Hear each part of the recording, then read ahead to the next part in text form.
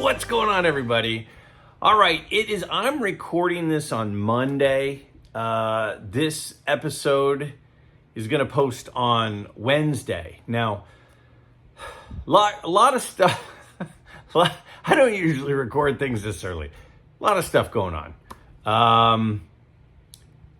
Anyway, first off, let me say, everybody out there who has already listened to the first episode of my new podcast with Mike of Junk Wax Hero called Surface Issues over on the Sports Card Clubhouse, either YouTube channel, it posted there yesterday, or on Apple and Spotify podcasts, again, Sports Card Clubhouse. It has been there since, I think, Sunday. Thank you.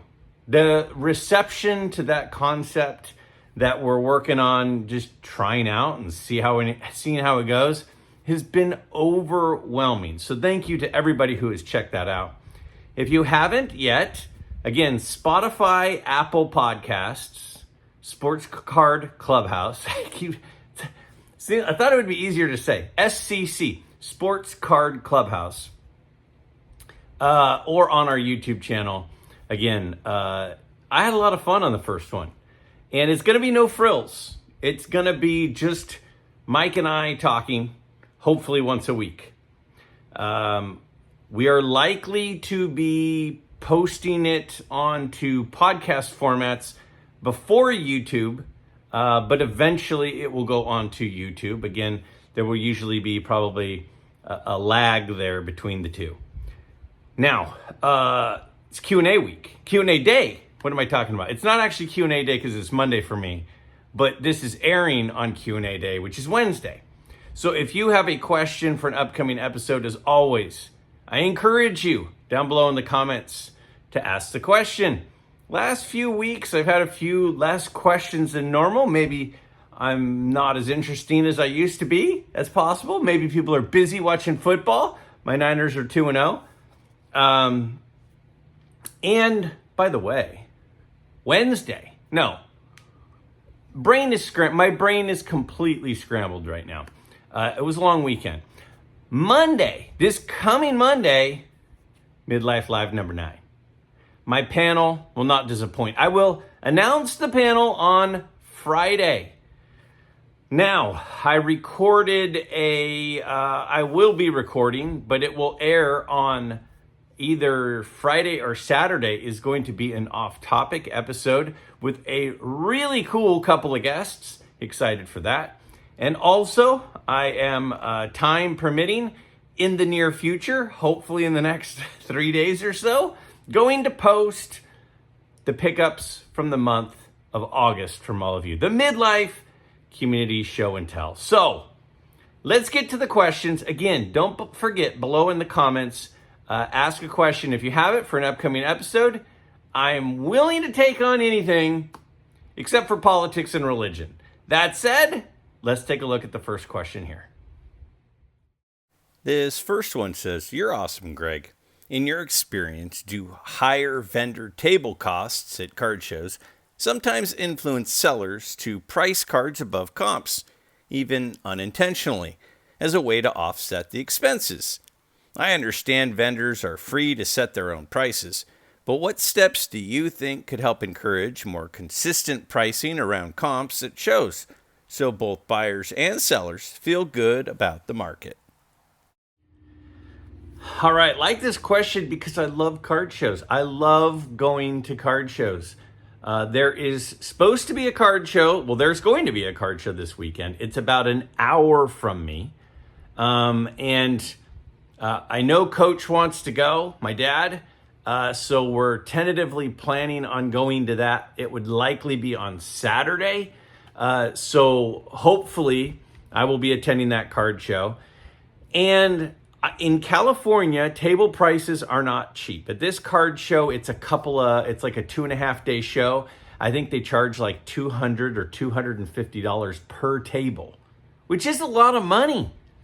How do I know that? I know that because my dad and I have set up at this show a couple of times. In fact, I saw my guy, John Eric, at the one of these shows not that long ago from Nerding Out with Cards. Check his channel out.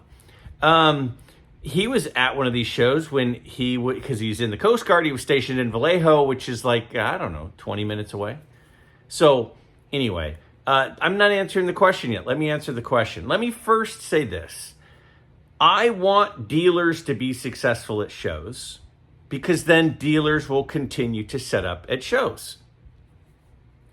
When you think about it, you go, well, let's say a card is $100. If you list it on eBay and you sell it for $100, the dealer's going to end up with about $85. If they set up at a card show, they're going to end up with $100 if they sell it for $100. So you would think, well, they would offer it at a discount, right? Because they're going to net the full $100 instead of the $85. But then they've got the table fees. Now, I totally understand that in other parts of the country that aren't as expensive, tables aren't as expensive. But I personally would say a couple of things. First, I try to buy something at every show that I go to, even when there are times that there's not really anything so much that I'm not interested in, because I just want to support the dealers. So I look at it this way as well. Let's say I bought that $100 card on eBay. I would be paying about $115 because I'm going to have, in California, we have like 8.5% sales tax. So there's another $8.50. And it's going to be probably $5, $6, $7 to ship it. So I'm going to be all in $115 if I bought it on eBay. So if I buy it at the show for $100, I'm saving $15 too. Even if I buy it a little bit over. So what I try to do is at card shows, I try to buy some less expensive cards. So unless there's a big card that I find, which it usually isn't the case. So like at this show, the Fairfield Card Show, one of the best card shows in Northern California most of the time, I bought an 86 Topps Traded Barry Bonds, and I bought a Leaf Frank Thomas. Because those are like $25, $30 cards. And if I buy those on eBay, and let's just say it's a $25 card, and then I pay, I don't know, $2 in taxes and $6 in shipping, it's now a $33 card, $34 card, something like that. So the percentage of the purchase when you buy a cheap card online is like 35-40% of the purchase. So I agree that at times, sometimes dealers' prices are full sticker or even maybe a little above. But in most cases, we still come out ahead too if we buy it in person and don't have to pay for all those other things, unless you live in Oregon where there's no sales tax. So I don't really have a problem overpaying a little bit at times. I also don't have a problem overpaying because at times what that means is I'm actually saving compared to eBay. Right? So, and if I want dealers to continue to set up and pay the table fees, then I've got to support them. So I haven't really answered your question. So what can we do to get dealers okay, I haven't answered the question at all, I guess. So let me now, after all of that preamble, Saturday night, hashtag Chris Hoge, I will say, I think that number one, there are going to be table fees and the dealers want to cover their fees. Just like, okay, here I go. Here I go. In my town, there's a brand new shop. It's a little town. There's like 5,000 people that live out here. It's 25 minutes southeast of Sacramento. There's like two shopping centers. One was built in like the early 80s. One is like 3 years old, much newer, much nicer. The rent is double at the new shopping center. So when I'm choosing to go out to a restaurant, for example, out here, it is going to be a little bit more expensive to be in the new modern buildings at the new modern shopping center because the rent is double. Isn't that, that's kind of fair. Like if we want these businesses to be successful, then we have to help them be successful. Now, you don't have to buy. I'm not saying you need to go overpay and pay for overpriced stuff. I'm not saying that. What I'm saying is, for me, I don't mind paying a few extra dollars to help support a dealer at a local show so that they're doing well, so that it keeps money flowing in the room, so it keeps the show healthy. I'm also saying I do understand that they've got to cover their overhead. And the old shopping center in town, the food is genuinely, noticeably cheaper at the old shopping center restaurants than the new shopping center restaurants. And it's not because of the quality of the food, it's because of the rent. So I just have to say, is it worth it to me? And for me, at times, depends. So I don't blame them when they have a high table fee, that they charge a little bit more. Do I think the prices are a little bit more at an expensive show than a cheap show? I do. Do I blame them? I don't. I don't know if I answered the question, but I tried to answer the question. As a whole, I try to buy something at every show that I go to. I don't always. There have been a couple of times I haven't bought anything. I try to buy something because I want to be a community member that keeps the community hobby thriving. But that's just me. That doesn't mean that's what others have to do. Hall of Fame commenter Andrew says, Greg, question for next week or a future Q&A episode. It's getting closer to your 3 years of posting videos on YouTube. I was wondering, do you think your card collection, what would it look like had you not created your channel? Thanks. All right, Andrew. Hall of Fame commenter Andrew, you are an important cog in the hobby community, my friend. And I always appreciate your questions. To answer your question, what do I think my collection would look like had I not started a YouTube channel? Well, there's a couple of different components to that. Through the YouTube community, I have become what I would consider, at least for me, I don't know if I am for them, some really, really good friends, some lifelong friends I have met through the hobby and through the YouTube community. And in tons and tons of conversations with those people, on camera and off. A lot of times people say, why do you have the same people on all the time? I tend to have people on that are my friends. So why do I keep having Darren on? Because I love him. Why do I have Tony on? Love him. Why do I have Petty on? Love him too. Did I just tell you who the Monday live panel is? I might have. Through conversations with those people and hearing their passion and excitement for certain cards and certain areas of the hobby, it starts to rub off on you. I bought a card last night. I won an auction. I paid for a card that I purchased through an eBay auction that absolutely is a direct influence of a good friend in the hobby.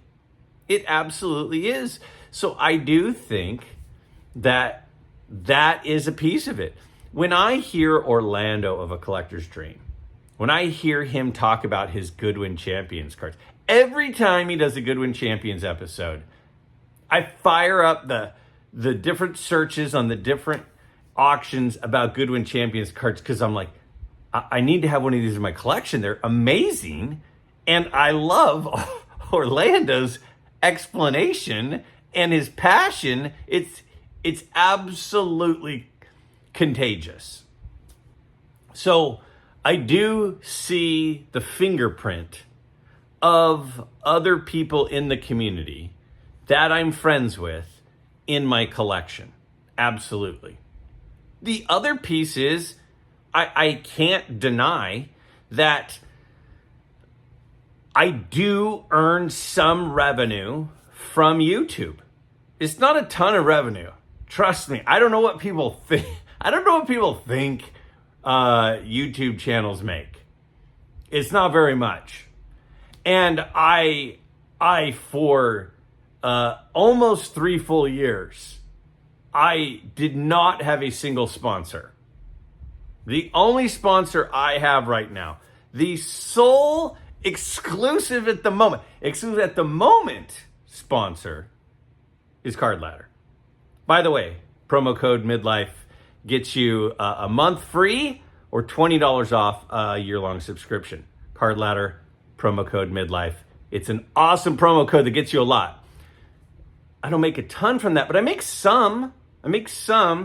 Now, if I broke it down to how much I make per hour, it's a little embarrassing because, like, for example, the community show and tell episode that hopefully will post either Friday or Saturday of this week is I will spend, I'd say 5 or 6 hours on that episode. And that episode, I might make, I don't know, 15 or 20 bucks off of it. Maybe. So what's that break down to? Like 3 or 4 bucks an hour? But it's still a few bucks, which goes into my card account.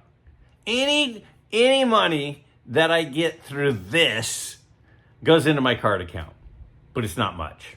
So I have to admit, when you ask this question, my card collection has a few extra dollars in it because of YouTube. Had I used the same amount of time to do tutoring or extra hour things at work or extra duties at work, it would be an absolute mountain more of cash over the last 3 years. But it is a few extra dollars, which has helped me to pick up a few extra cards. Is that why I do it? If I was doing it for the money, then I am the dumbest human being of all time. So, but yeah, I would say definitely influence and seeing the passion and joy from friends in the hobby that I've made from the channel has affected my collection. And then a few extra dollars that I'm able to spend from time to time has helped as well. So I don't know if I fully answered the question. I didn't give any exact examples, but if you look at my collection now versus 3 years ago, you would go, well, something changed here. And a lot of that is the influence, and a little bit of that is a little bit of extra money to spend. This one says, Greg, why don't PSA and SGC combine their services and give the submitter an option of having a tuck slab or not? Put the initials PSA in big bold like SGC does on a tuck slab. This is a really good question, and I think a lot of SGC people and people who have SGC and PSA slabbed cards would love for this to happen. I would love for this to happen if there was permanently an option when I go to the PSA or the SGC site where I could click a drop down. I say, do I want a PSA grade or an SGC grade? Do I want an SGC tuck slab or a PSA slab? Like, could I have a PSA graded card in the tux looking slab?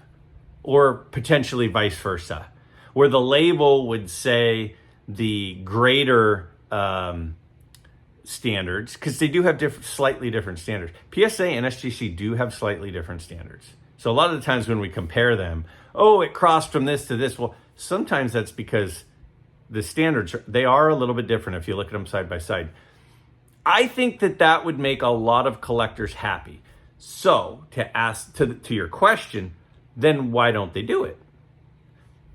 It must not be cost effective.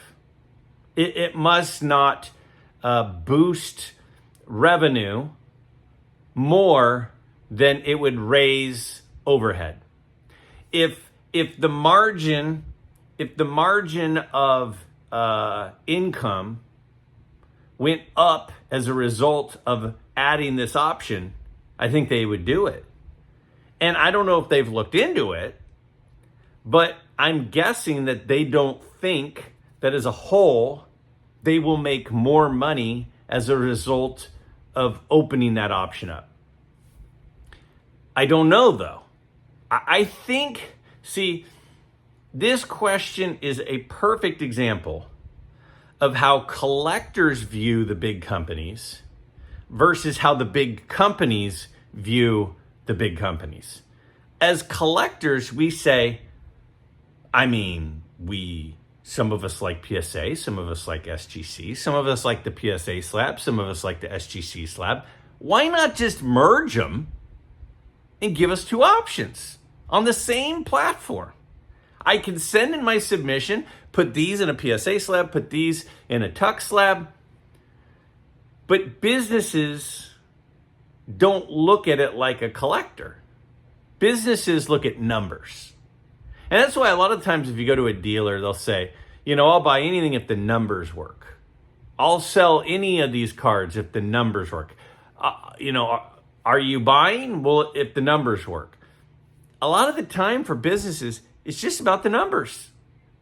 And they must feel, my guess is, at least at this moment, that they won't come out financially ahead if they offer those options. But as a collector, I think that would be great. So I have to think that as PSA is the people in charge running PSA and collectors and SGC, I think that they have to have had some conversations sitting around a table and said, here are our options. Keep SGC and keep PSA, keep them separate like we have. Or keep PSA and keep SGC and merge it where you have options like this. Or keep PSA and there's no longer a need or a demand for SGC, so we'll get rid of it and we'll try to get all those people to stay with PSA. I have to believe, I don't know anything. I'm a teacher. I just got home an hour ago. I have to believe that they've sat around a table and thrown around some ideas. And at this point, my guess is they don't think that they'd come out more ahead as a result of making that change. But from my seat, from my perspective, I don't want SGC going anywhere. I don't want PSA going anywhere. And I want to have the option for both. And part of me kind of wants them to stay separate because then they're kind of indirectly competing. Even though they're not directly competing, they're kind of competing. There's a little bit of competition between them. Like, oh, the SGC brand is netting more money than they were last month, but the PSA brand isn't. It seems like there would be some internal competition, but I don't know.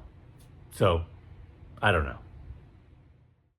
This one says, I'm liquidating some of my cards to buy a higher end card. There's a nice Ohtani I have my eyes on. Or should I buy several cards of some all-time greats? Aaron, Clemente. All right. There are definitely some channels out there that would tell you what you should be buying and what you shouldn't be buying and what has upward potential more than other things. And this is better than that. And that is the last thing I'm ever going to do. I'm never going to tell somebody else what they should buy. I'm just not. That is not a lane that I'm ever going to get on board with. Now, it sounds, from reading this question, from going through reading this question, it sounds to me like you want the Ohtani card. That's what it sounds like.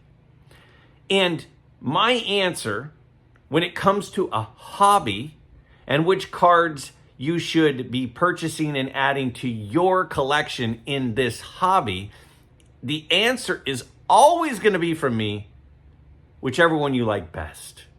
That's the one I think you should buy. And it sounds to me, since you've identified this in particular Ohtani card, which it sounds like you're very interested in, but it's almost like you're trying to say, can you talk me out of it because is there something I'm missing I should go over here? I think you want the Ohtani card. And if you want the Ohtani card, I don't blame you. I think Ohtani is a special player. I think he's a generational talent. Now, I think that because Ohtani is still mid-career, because Ohtani is still active, because Ohtani is still alive, there are things that could happen that could affect value. But let me reread it. I'm liquidating some of my cards to buy a higher end card. There's a nice Ohtani I have my eyes on. Or should I buy several cards of some all-time greats? So you're not asking about what's safer. You're not asking about what has more potential. You're asking what should you buy. You got to buy the card you want. It sounds like you want the Ohtani. Now, I understand why someone would want a Hank Aaron card. I understand why someone would want a Roberto Clemente card. I also understand why someone would want an Ohtani card.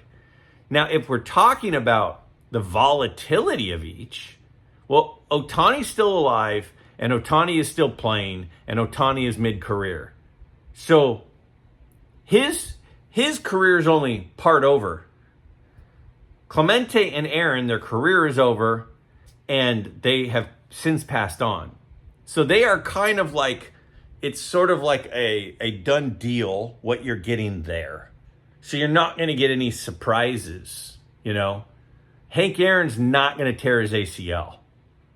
Hank Aaron's not going to need Tommy John surgery. Roberto Clemente is not going to have a really bad season next year. So there's definitely one has some potential volatility. I think one has more potential short-term upside and downside.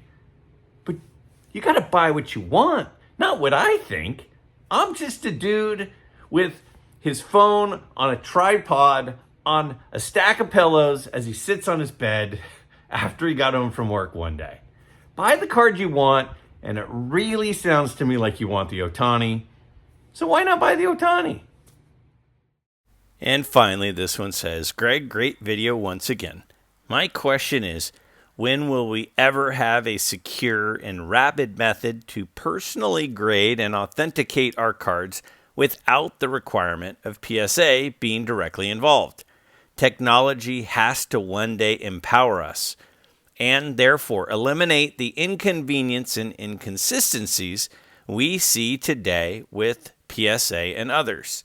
It is time we take back our vintage hobby and gain the proper respect we, as the community, so rightly deserve. Technology will be our friend, and not the enemy PSA has become. Looking forward to that one day, Greg. Guessing what's going to happen with technology is like, we've flown people to the moon, and we did that years before I was even born. I never in a million years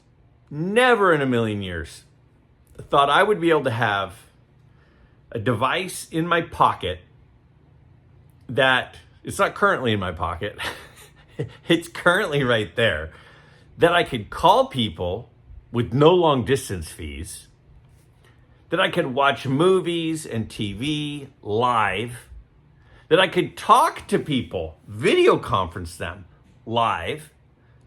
That would be a phone, a high-end phone, a high-end video recording device, access the internet. I am not really a visionary.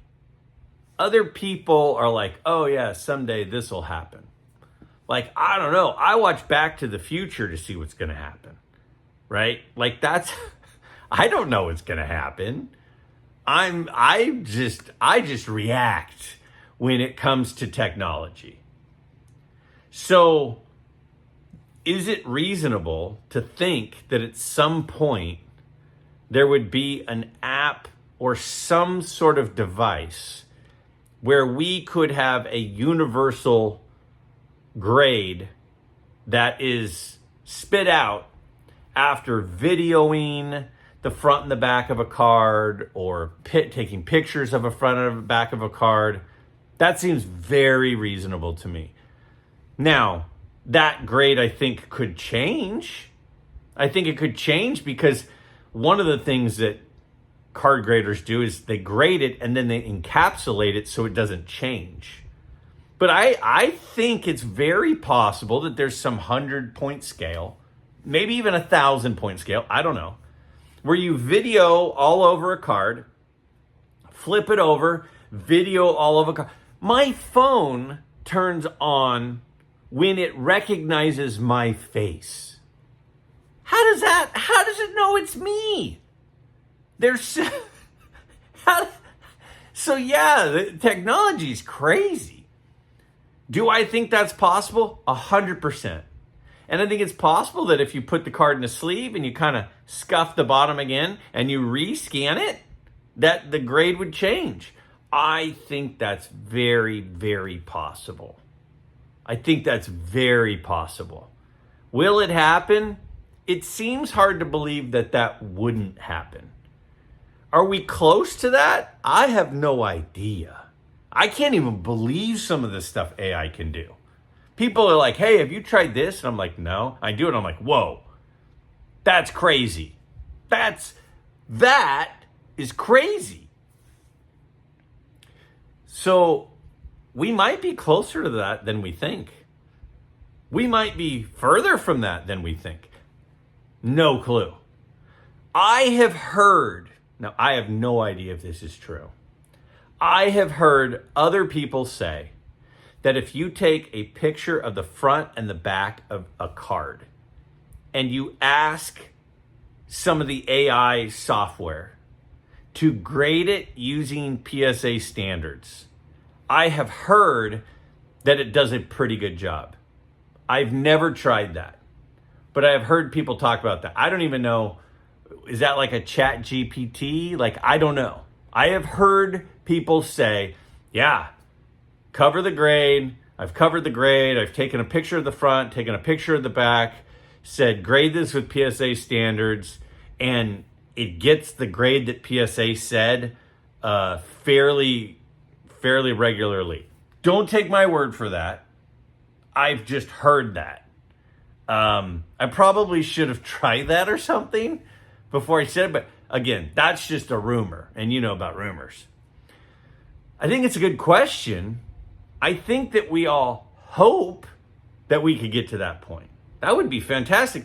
If we could sit there and scan a card via video or pictures, front and back, 10 times in a row and get the same score 10 times in a row from that app or that software, that'd be amazing.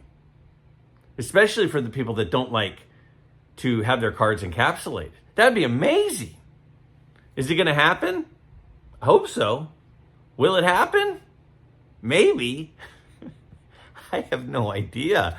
But I like the thought that that might be coming. Because boy, would that give the power back to the collectors, wouldn't it? If you guys have a question for an upcoming episode, please, seriously, please, down below in the comments, just ask the question. Again, if you haven't checked out Surface Issues yet, my new podcast with Mike of Junk Wax Hero, check it out. Again, Spotify, Apple. It is under the network of Sports Card Clubhouse. Another episode will drop soon. I need to reach out to Mike and see when we're going to record the next one. We're going to try really hard to do one a week. It's been fun so far, but Only done one. So thanks for everybody's support on that and with everything. Thank you guys for your continued support of me, this channel, this hobby, this community.